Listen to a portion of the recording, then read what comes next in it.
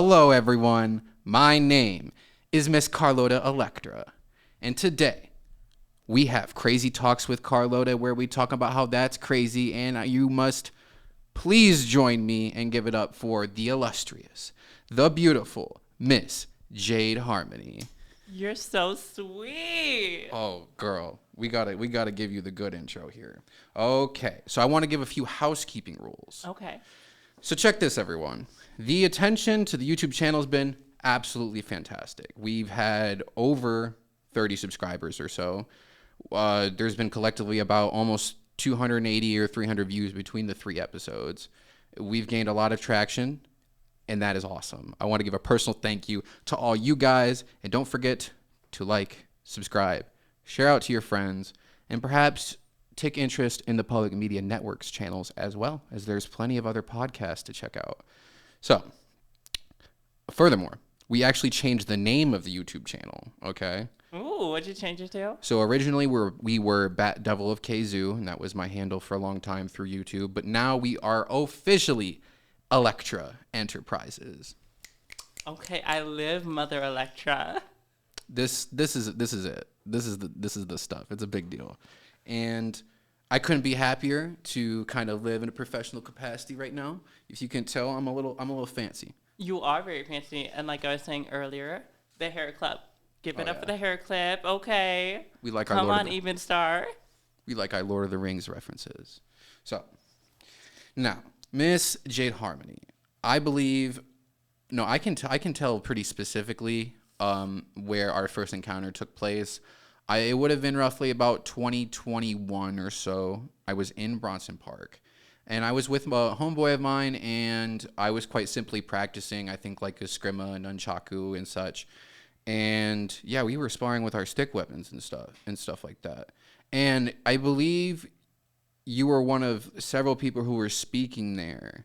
Yep, at the Roe versus Wade. Yes. Riot. Well, not riot, but protest. Yes. I thought this was interesting, and I felt like I was intrigued, and I was trying to engage in this a little bit more because it wasn't a subject matter I was overly familiar with, but somehow my stance on it seemed kind of obvious. Just let people do what they want. It's their business. It's their body. That was pretty apparent to me. But regardless, I was pretty attentive. And then I heard what you had to say as far as your own personal story, and I was like, word. And there must have been some part of me that was thinking in the back of my mind. It was probably the fact that I had been thinking for so long that I wanted to be trans. And then this kind of series of thought was pretty driving for me. But I was more speculative at this point, and I wasn't really sure where to take that. Okay. And then I can't even remember how I chose to engage with you, but I remember we talked. So I was walking down Bronson Park later after that day. Okay. It was another day, and I was walking by, and you and your friend were sitting there with the nunchucks, mm-hmm. and you called out. You were just like, hey, you. And I was like, do I know you? Nope. I am quite simply some stranger from the south side of Kalamazoo that likes martial arts and perhaps is contemplating whether I want to go trans or not. You know? And it was from that point we became friends, and we shared conversations in the future, and you helped me with my speculations about wanting to go trans. And then later I read a bunch of books, and I did a bunch of research regarding things about gender identity and the history of trans people and everything between, like even stuff about hormonal replacement therapy. And that I was able to ascertain that this is a path I wanted to do, but I thought it was going to be severely less challenging. Oh yeah, everybody thinks that being trans is like, you can do it overnight, or like you can get your meds overnight. And I'm like, that's just not the case. Like, I mean, I'm fortunate that I'm an individual at this point in my journey, roughly about 3.5 years into this transitioning process. And I would say I'm quite satisfied with my results thus far. Nothing's perfect, but I'm a very voluptuous woman. And you look good, bitch. Okay, you look great. Like, I remember when we first met, you had a lot of questions. I think we talked for like a good hour and a half that day. Mm-hmm. Like, we just sat there. We went over kind of like what it means to be trans, kind of what the process could look like, although it's different for everyone. Right. It's totally true. But honestly, you were very eager. You were like, you were pretty certain, even from the first day. Well, I think that's because those contemplations. Well, maybe not. I think a lot of my story for me had to do with what is suppressed thoughts or urges or whatever. Like there must have been a much earlier desire to at least present, really just present, not as like with guy clothing. Like I thought just guy clothing is boring in my opinion. So I wanted to be more expressive, but that type of ideology or thinking that was not promoted in my household when I was younger. So that kind of just scared the living crap out of me, and I never wanted to, I guess, cross that line. But that wasn't something that became less as I got older. But by the time I found myself in a position where I had my own safe space, I took it upon myself to try to effectively experiment with that, to understand how I felt about that. And I think by the time we met, I was definitely just far enough into that point to be like, it was definitely something worth seriously considering. I think for me, it is a little wonky just because when it comes to the version of me before this happened, it's kind of hard to recollect certain parts. Yes, that I will say is the funny thing about the trans experience is the more you transition, the more you disassociate with your previous self, and it's kind of like the lines kind of get blurry. For me personally, like with my previous self, I kind of feel like I had a little brother, and that just doesn't exist anymore because it Yeah. doesn't quite feel like me anymore. I think the part that I noticed is when it comes to specifically certain traumas, I just remember the young version of me that was not trans, but was dealing with gender dysphoria. And that's not something I deal with anymore. So, in a way, it almost helps me kind of look backwards without just this other aspect. I can kind of see things as they really are only because I'm older, and a lot of those inconveniences that I had just with my own, basically my uncomfortability with my body, they kind of just sorted themselves out and allowed me to try to focus on how to move forward with how all of those things affected me. Like it was one less thing that was in my way and I didn't feel like was burdening me because bam, I'm a pretty flower. Yes, you are. Boom. Okay. Done. Not much else to it, really. I mean, as far as the journey itself, I'll just say the biggest inconvenience was the motion sickness whenever I'm on the bus, and then the morning sickness. Because the motion sickness is just because the bus around here, from the back of it, it exudes like all this like heat or exhaust or something from the back, like outside of the bus. And then if there's no windows open and the bus is still, it's like hot because sometimes they have like heat or Oh something. yeah. And then I'm just like, guys, I am gonna pass out. I feel nauseous. I hate that feeling. Like, Nope. nope, front seat every time. I mean, sometimes even when I'm in someone's car, I have this issue a little bit, or strong smells, or just nauseating things. Like anybody who's around me knows if you smoke a cigarette around me, I go, Well, estrogen like heightens all of your like senses. You feel things differently. You smell things differently. Everything's kind of like more potent. yeah, because cigarette smoke, not only does it not smell great and kind of makes me want to like, bleh, but it makes me just go like head rush headache like instantly. And I'm like, I'm not having a fun time because it feels like my forehead is burning. No. Yeah, no, no, thank you. But I learned to take comfort in the little things. I like a little blueberries in the morning with a Ooh. little bit of tea, and then maybe like some oatmeal with probably more blueberries. And then very consistently, I reach for my plant-based meats and with lots of vegetables and eggs. And then, fish for lunch. This thing right here, I believe this secret is the secret to my transitioning results was consistency. Yes, It was consistency. it was not easy. Every step of everything I put into, as far as the research I did to try to promote the growth of estrogen, which was like soy, like in green beans, and then soy milk and soy yogurt. Replacing these things was my secret because I genuinely had better energy, and sometimes I just felt like within like a 30-day period, I would notice more changes, and they weren't always physical, but I could tell there was more consistency with effectively something like my facial hair or something like that. And emotionally speaking, I don't know how serious or how much of a myth this is. It wasn't really mood swings. It's just that those really intense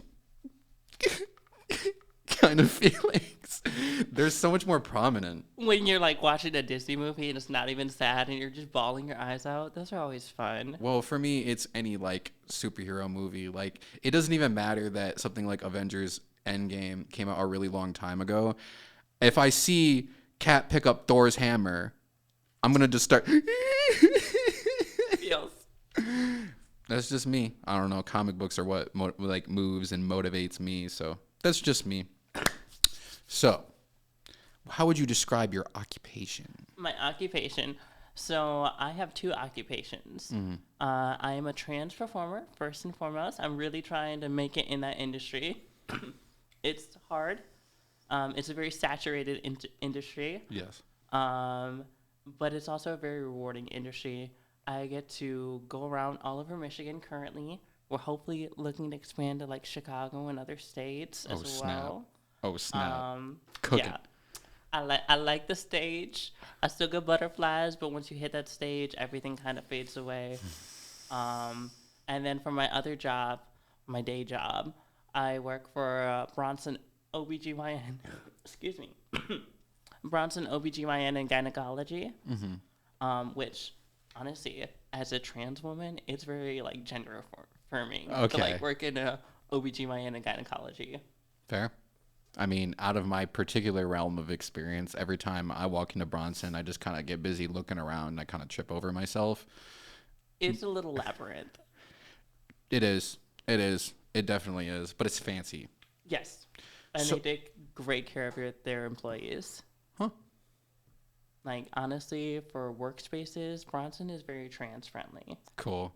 Because all the people, respectively, are pretty nice to me in my brief encounters in the emergency room. Girl, what's going on? It's just, there's been so many things that's happened over a span of time. I was there recently just because, like, there was this little thing that happened. It was a crisis, and I was off my meds for a couple of days.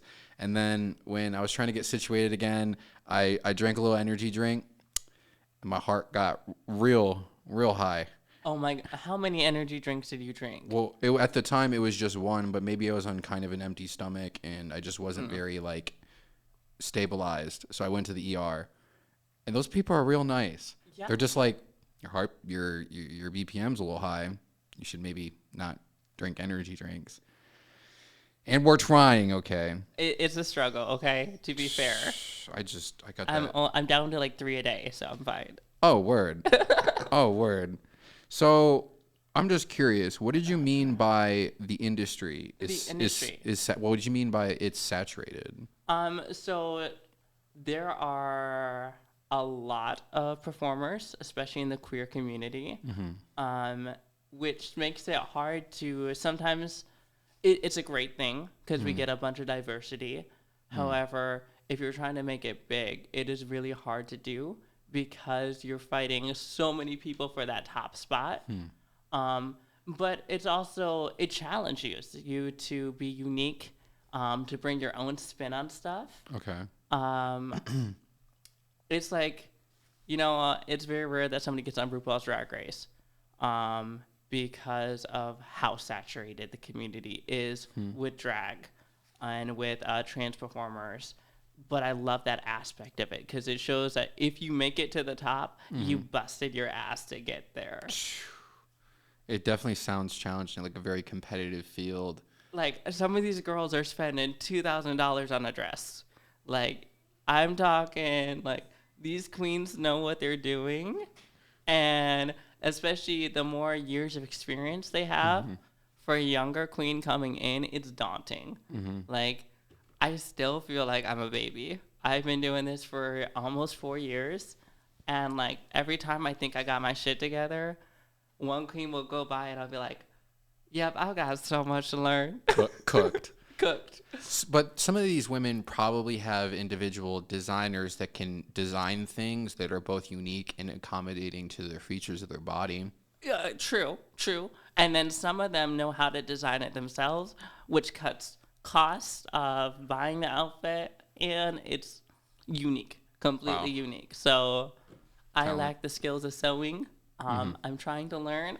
Fair. One of these days, I'm gonna get there. Well, I'm probably going to need your help because somehow, some way, I always manage to tear something. I got like the most terrible awareness of when I walk by things. I just know how to get something caught on something and instantly.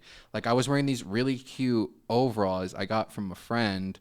They're kind of like little shorty overalls. They were black corduroy, so cute. I had them laying up the straps on my hips, and then it started raining, so I tried to turn a corner really fast because I was like, oh, just hop over here where the rain isn't going to get us. It just, those little orange blockades they have all over the sidewalks. Yeah. It literally gets caught on one of those, and then it just totally tears off. And I'm like, no, this thing was so cute. It's the estrogen, girl. Once you get curvy, you forget how big your body is sometimes. It's just true. I'm a very voluptuous individual, and I'm starting to acknowledge all the various challenges because like sizing is very interesting. But I think I got it handled. I think over time I've managed to somewhat figure out how to manage my wardrobe a little bit. And may I say, you dress very, very well. Also, your transition has been amazing. Aw. Like watching you grow since the day I met you. Like it's very rare that I get to see somebody through their full transition, and to watch you and see the beautiful woman you become. I couldn't be more proud. Aw. Truly. Well, I just tried to stay focused and remembered where I was trying to go. I think that there were definitely moments where I felt discouraged, but it was never ever because of something someone said to me. There is so many someones out there that have something to say. And I'm talking about the ones in real time, not those people on the internet that are like keyboard warriors and that have such profane and awful things to say. But there are so many people that have such choice things to say to me in certain settings. And it's funny sometimes because sometimes a person who I run into will come across a certain type of way to me and say something really profane or rude or something about my gender or whatever. And then eventually they kind of switch up. They change their mind a little bit, and then now they're one of those people that when they see me, they say, "Hey, Carlotta." It's crazy. That's crazy. It's kind of like they're forced to face their own bigotry. Yeah. And at the end of the day, they don't like themselves because of it. And that's a really strong aspect out there because I ain't gonna lie to you. Haters of Electra Enterprises. Well, your camera angle's over here. So My bad. You can My communicate with bad. the audience that way. Haters. I see y'all. I would hear y'all if just I cared. But the thing is, I'm stunting. You're gorge. Like, We don't care about no haters. no, and there is a community out there between the trans community and the other people who I've surrounded myself around, and they affirm my existence. I leave it to my doctor. Leave it to my therapist. They got degrees on the wall. And if they say it's okay, y'all can shut your mouth. Thank you. Because last I checked, you don't got a doctorate in it. You're not a licensed therapist. See yourself out. Just, mind your own, because some people have a lot to say over things that just don't concern them. And I do peep that behavior, and what I see is insecurity. Yeah. And Or uncomfortable with their own sexuality. right. It's just there are certain issues that I think like when it comes to societal norms, I just don't fold, I don't give, I don't really care because it's like if you have a problem with what I'm doing, that's kind of a you problem. Nothing I'm doing is actively harming anyone. And that's what I don't understand, the hyperfixation on, like, I don't have to agree with everybody else in the world. However, if you're not, like, walking up to me and trying to physically interact with me, why would I care what you do? It doesn't affect me. It has nothing to do with me. And even if you do interact with me, I can choose at any time to walk away if I don't like it. Nobody's forcing you to stand there and like talk to a trans person, I assure you. We don't like put handcuffs on you and be like, all right, Timmy, you gotta sit there and listen and watch me until I say you can go. Nobody's doing that. Yeah. I mean, just putting that hate out there in general is always off. But I won't lie to you. between my time of about roughly July of last year and now, there is so many people who had something to say, I guess you can say from a distance, when they saw me and they saw what effectively I look like. And then they're just like, they just got something to say about it. But then eventually, now it's, hey, what's up, Carlotta, on the regular. It's just, I mean, I know that from my point of view, I know that this community, they sort of, and I'm talking about the people at the ministry with community, many of them are supportive, and we communicate on a fairly regular basis. And I know that I never wronged anyone. I never did anything to anyone. I never stole. None of that. Like, I've mostly helped people, and I sort of have that reputation to back it up. But at the exact same time, I'm trans. Your character should outweigh anything. I personally don't care how people identify, as long as you're a good person. And I feel like most of the world is like that. There's some who aren't, and that really shows like the disconnect between you care more about me being trans than whether or not I'm a good person. And that's not an equal weight. And you know, there are people that actually they definitely give that. There's people who want to ask me questions about being trans, and then there's people who treat me like I'm completely normal. Some people just have heard of me through word of mouth, and they'll just be like, hey, what's up, Carlotta? And I'll be like, hello, person I haven't formally met yet. Yeah. And I just think what I'm trying to say is, when I kind of had to put myself out there with my little situation and trying to navigate housing at that time, it sort of compelled me to want to stay by myself at first, because I didn't think I have any business doing anything else. But then it just sort of became that I became a small figure, but at the exact same time, with me being trans, I kind of just make trans people look pretty good. I think I almost changed certain people's perspective just a little bit, because maybe they never met someone that was both like myself, physically or otherwise, or how I identify, but also just outgoing. Yep, and I think that's why it's so important to have trans visibility, because we see so many times people like, well, I don't like these people, because they've never met us. They've never talked to a trans person in their life. Nope. And then when they do, they're like, oh my goodness, like, I'm an idiot. These people are just like me. They have the same kind of goals. They're down to earth. They're funny. They're outgoing. They're helpful. They're kind. And they're like, oh my goodness, shocker. And the trans community in general is just looking at them like, I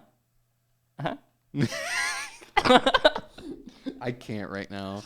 We really do peep that kind of behavior. I think generally speaking, we really just try to put out so much kindness in the world, and we are so funny. And it's because we just have such a raw perspective. When you see both sides of the fence, you realize there's so much going on either that's like, yeah, okay. And you start to get your priorities of like, this is what truly matters at the end of the day. Your opinion doesn't matter. Your opinion doesn't matter. I'm going to do me. I'm going to enjoy doing me. And you can just sit back and watch. Cooked. Deep fried. Cooked. What I find funny, though, is the demographic that has the most trouble with it is the demographic that looks us up online. That cracks me up. There's such a closeted behavior to this. It's almost a little scary, because sometimes there are people that interact with me and they're just like, hey baby, what's up? Can I get your number or something? And then I'm just like, actually, I'm really busy right now. And they're like, oh, nah, I thought you was a female. And then I go, hold on a second, bro. Perhaps, no, I don't actually do this, but like in my head, I'm just like, hold on a second, bro. You actually did the really masculine thing by acknowledging me like that, which is perfectly fine. But then you just seemed really not like, then the switch up. Like part of me like we all have our preferences, but that was just, it comes across a certain type of way, and some people do something very similar but come across in a different kind of way. Because like, as I've grown into this more, what I've noticed is just more men hit on me, more men notice me, and it's not always the type of thing that I want to sort of like instigate. But there was one time I was leaving my therapist's office, And and then there was this guy, At first, he kind of just parked like where I was walking on the sidewalk, kind of, and he just asked me where this one place was. It was a taco place, and I go, "It's actually like right there, though." Uh-huh. And then I keep walking, and then he pulls up in front of me, and he's just like, he said something. He was like, he was effectively trying to ask me out, ask my number, but he was like stumbling over himself. But he has a nice car, and he was not a bad-looking individual. And he did give me a ride to downtown where I was trying to go, but he was trying real hard to put the words together. And I sense what's going on, and I'm just like, listen, I'm going through some things right now. This isn't really the moment. But you know what? If that just all of that happened, but like right now, I might be like, I might, trade. Okay. I'll be like, I am open. My ears are listening. Clock it. Clock it. But I don't know if that's gonna happen anytime soon. I'm trying to spread my wings. I feel like I'm ready. Oh, you are ready. Okay. Okay, so I have some information. Most of this information is from the Human Rights Campaign, which is a civil rights organization that's quite popular. You are welcome to subscribe to them, people of the world. They will send you emails regarding things as far as civil rights and bills and so on and so forth. So there was some information they threw out there regarding that there are research that confirms a strong biological basis for gender identity. And it's rooted in the brain, but it's also has to do with our genetic, and it's based on a genetic basis. And that there are sophisticated genetic sequencing that has found a range of, I think this word is punitive genes involved in gender development, and that is completely related to how we react to hormones. So that's all wordy stuff, but to break it down, all this gender identity stuff is rooted in something much more biological and genetics. You're predisposed to it. And I can't believe I'm about to say this, but my dad is a family, like his particular line is a lot of men. They're all brothers. Like there's no women. But I'm pretty sure that I've seen a picture of my dad's mom, bless her heart, and her hair is sort of more like mine versus my dad and his brothers. They have sort of like more dreadlock, like kind of texture hair. And it's just like genetically something got skipped for a second, but it hit me like a truck. Yeah. And combating that was always a little confusing until I figured it out. And when I did, I just wanted to be so like my sibling, who we have different dads. When I was younger, they wanted to present as the other gender. I don't feel the need to out them like that because they're not super involved in my life. But I just think that I just want to be like, Dad, you don't see there is neurodivergency. The call is coming from within the house. Okay. yeah. Like there's a trend, and it's kind of right in front of you. If you don't want to see it, whether it's the mental health thing or whether it's this or that, hey, it's in front of you. Even without that, like we look throughout history, trans people have always existed in some form or another. Like we had the Hirjas from India, we got the Muxics from Mexico. Oh my God. There are so many Two-Spirited for Native American and Hawaiian. We see this all the time. It's so funny you would mention that because that's also information I pulled from the internet. See? They said that potentially the earliest recordings of trans people could be from 1200 BCE Egypt. But this is debated by historians. However, in ancient Greece, there were the Geliopriests, and they wore feminine attire, and they identified as women. Yeah, there was even the one Roman emperor who tried to have gender-affirming surgery. Yeah, there was a Roman emperor. Yeah, keep messing up the words. But she presented as female, and she actually died trying to have gender-affirming surgery. And which I find funny because people are like, oh, well, they weren't actually trans. They were just eunuchs. And I was like, well, eunuchs can mean multiple different things. But there were some people who chose to live that life who wanted to present as female. So we see this a lot in history. I think furthermore, there was, 4th century Constantinople. There were male identifying individuals. And then you already mentioned South Asia, correct? You just mentioned that. And then Yeah, but it's saying that they had 8 known expansive identities that were historically known. Yep. Boom. Boom. Another crazy thing that I've seen that is actually re-happening in our time period is when Nazi Germany took over. The first thing that they destroyed was the trans history. There was a whole library about trans surgeries, and they destroyed it. Yeah, no, that sounds like some straight up.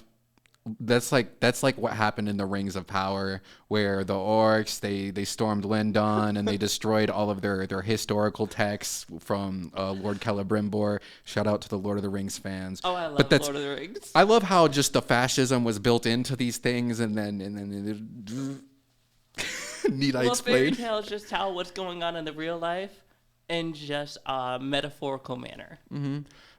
My boy, Lord Elrond, for those who have seen Rings of Power, he was like, no, don't destroy the last works of Lord Celebrimbor. No, they're priceless. You don't understand. And then they torched that shit. It was the Alexandria of their time, okay? Precisely. No, precisely. So I have some statistics we all want to present to the world. Okay. We have 15 minutes left. Oh, BT dang. dubs. Yeah, no, we're cooking. We're cooking. We cooking real good. So the Human Rights Campaign, they had a little bit of information regarding trans people, and they said, prepare yourself.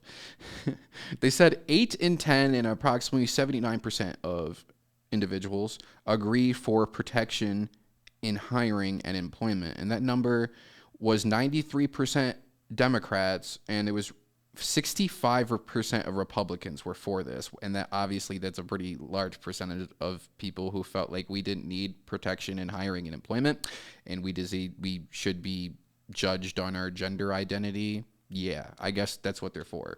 And independent or other people were roughly at about 81%, so they're kind of in the middle there, still leaving like 20% of people who are like, I guess you should be judged for your gender in the workplace.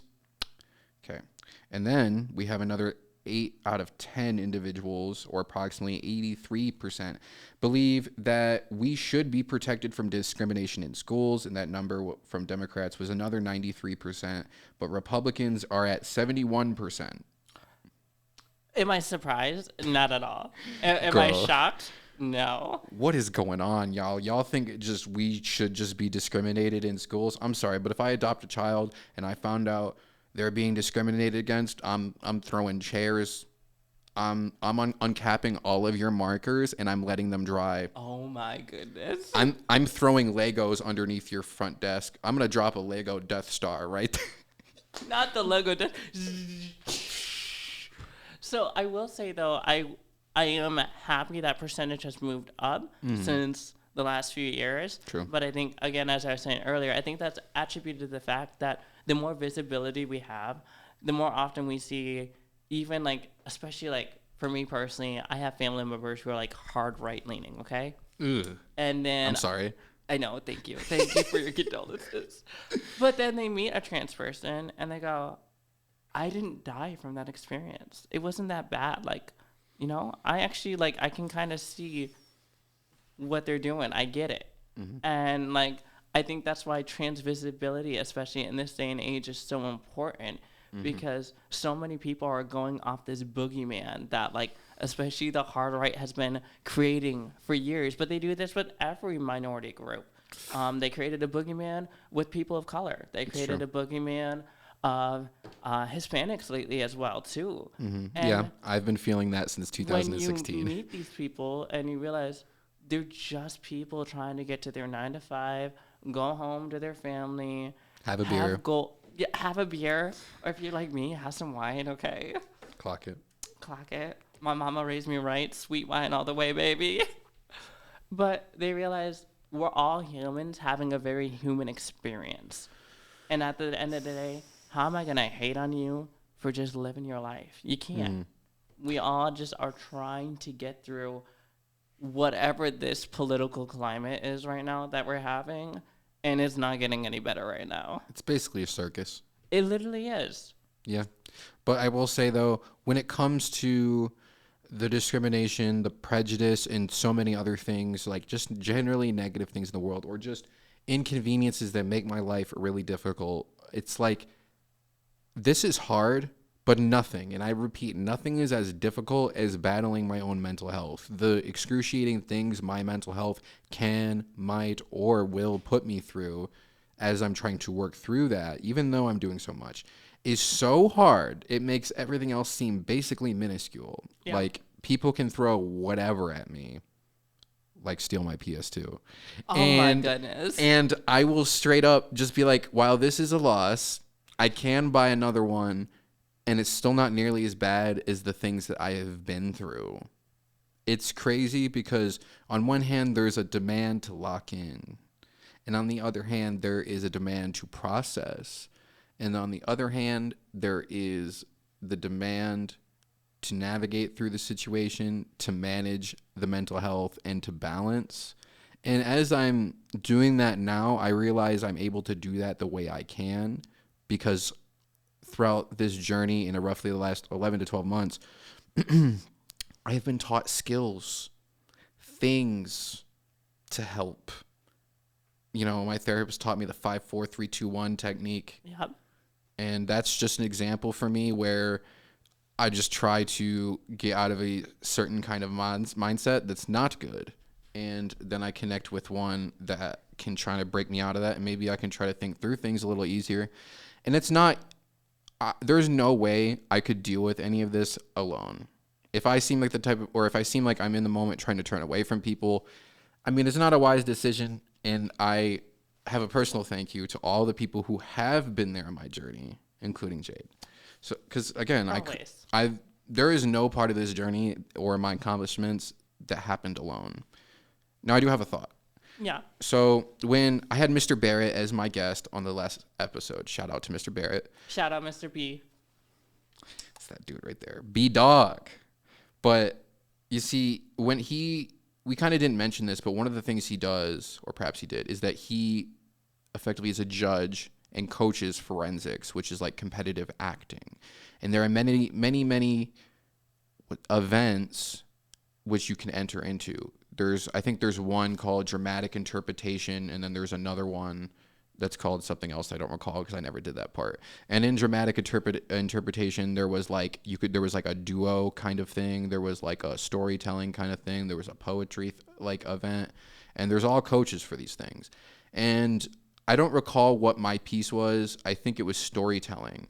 At one point, I did a children's story, and that was fun. It was called Skippy John Jones. I love storytelling, okay? Girl. And then the next thing I did is kind of my point. There was a piece, I don't quite recall what it was called, but effectively, it was about the pink triangle. It was a piece about between two male lovers, and had to do with their journey through this severe kind of oppression.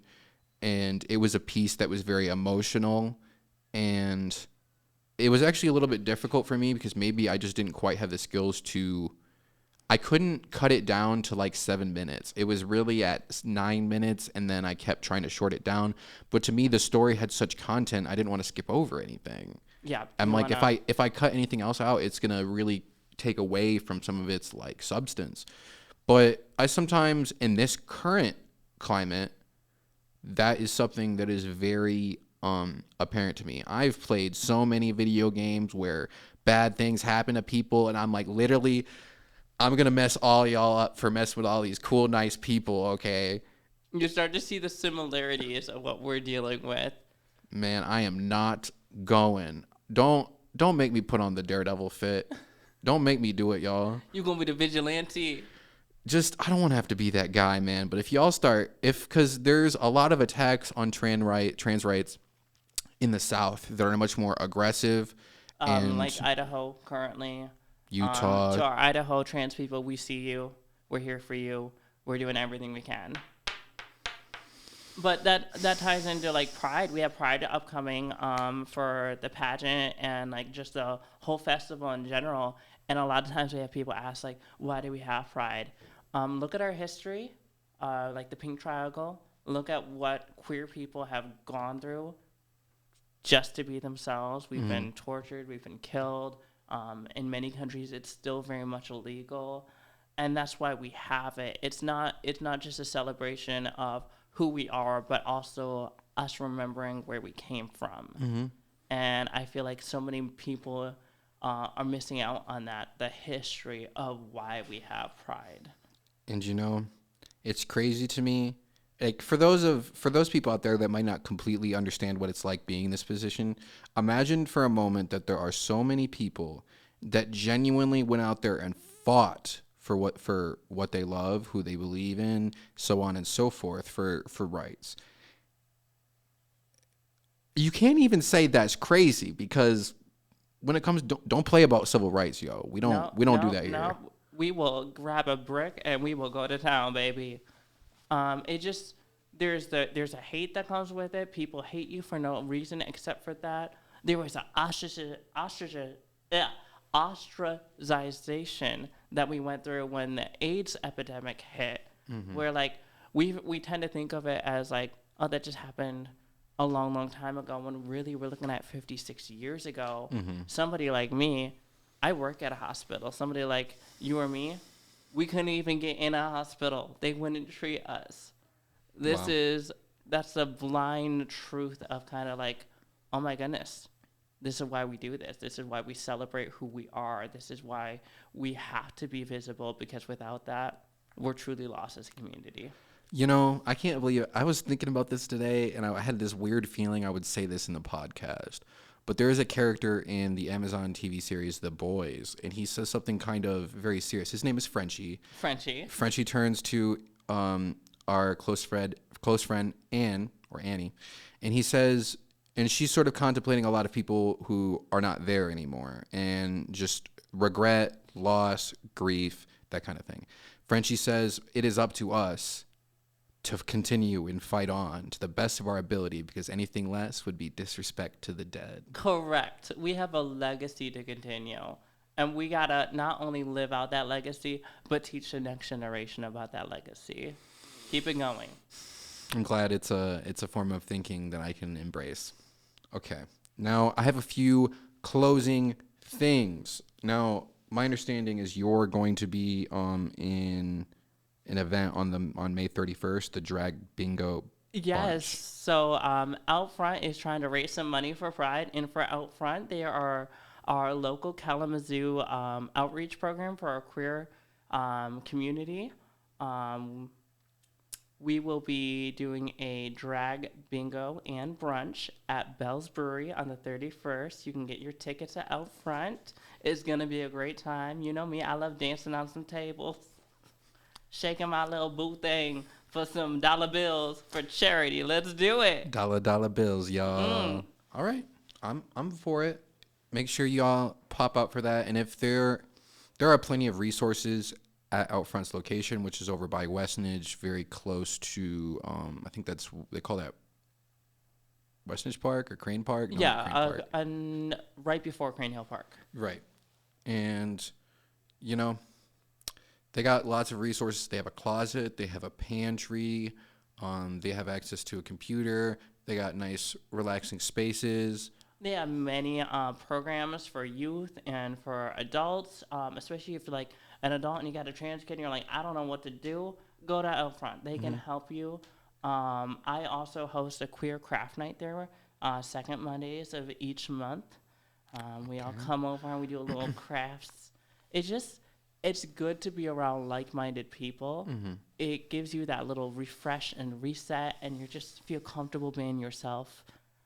It's true. Then with the pageant coming up in Kalamazoo Pride, we'll have a lot of vendors. You'll get to meet a lot of other people from your community in the area. Right on. So, I'm for it. and I'll be handing down. So I'm excited to see what these queens bring for their talent numbers. They're going to kill it. Yep, they're going to kill it. Well, all right, y'all. We got to give our closing thoughts. Now, I guys pay special attention to this one. So I have a close friend named Brody, and we got to do this for Brody, okay? Brody asked me to look after his Xbox. Now, me and Brody have been friends not too long, but we play video games together, and we kick it, and he asked me to look after his Xbox. And unfortunately, something happened to his Xbox that was very out of my control, and it sort of falls on me, and I feel bad, and I can't quite fit buying him a new Xbox into my budget. So I started to GoFundMe And I would hope that some people would be willing to contribute. Anything helps, just something let me get a little closer to be able to help him. To my understanding is he actually lost all of his possessions in a fire before being on the streets with the rest of my good peoples. And I have also lost all of my possessions, and one of the things I lost was my console, and that was a great grief to me, and I wouldn't wish that on anyone. And the fact that he managed to save his console during that experience, I just he did better than me within that respect, and I would just want to try to help him out with this, and this is a big deal for me.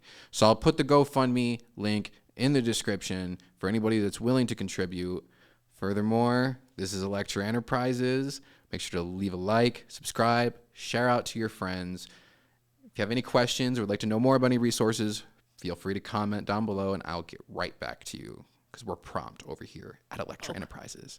And one last thing, so this Wednesday, May 31st, if you're near Lansing, you can go to the Capitol to meet our representatives and kind of talk about some issues with the queer community and what we can have legislation being passed in the future, so we can kind of get a little curve on that and try and hopefully get some of our rights locked in. Yeah, we do need to kind of get in there. All right then, y'all. This is closing out. This is Crazy Talks with Carlotta, where we talking about how that's crazy. That's crazy. Now, let's say goodbye to our guest, the illustrious and the most beautiful Jade Harmony. Oh, you're so sweet. Bye-bye. Bye now. Peace out, people.